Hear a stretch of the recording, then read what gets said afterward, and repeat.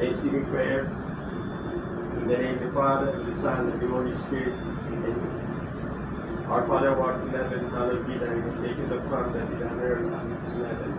This day our daily bread, and forgive us our sins, as we forgive those who trespass against us. And lead us not into temptation, but deliver us from evil. Hail Mary, full of grace, the Lord is with thee.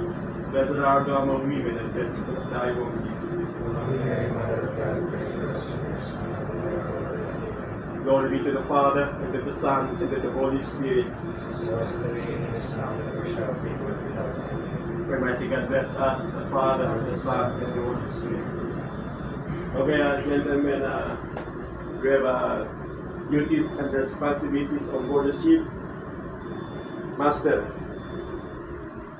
Master is in charge of all safety of the people, safety of the cargo and the ship, and especially the seas.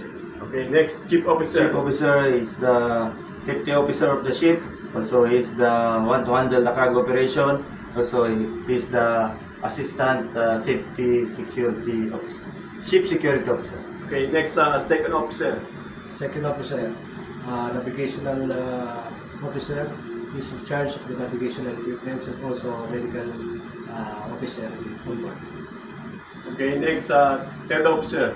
Third officer is are overall in charge of all the life-saving appliances on board the ship and is also considered safety officer. Okay, next, Bosun. Boson, highest unlicensed on deck.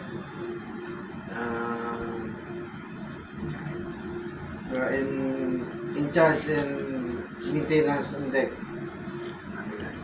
Okay, next, able-bodied seaman. Able-bodied seaman responsibility is to carry out deck works and also assist the officer for watchkeeping duties on the decks. Okay, next, DPA. DPA stands for Designated Person Ashore. It's responsible for the planning and implementation of the ship security plan, as well as the assigning of the ship security officer on board.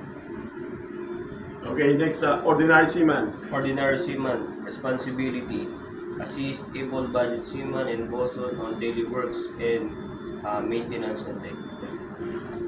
Okay, next, pumpman. Pupman duties, member of deck department, reports to chief officer, in charge of maintaining pumps and valves, also assists in cargo operation and mooring and more. Okay, next, Chief Cook. Chief Cook is responsible for cooking, preparations for food, preparations for ratings and officers on board the ship. He is also in charge of cleanliness on board and inventory of equipment and utensils on board.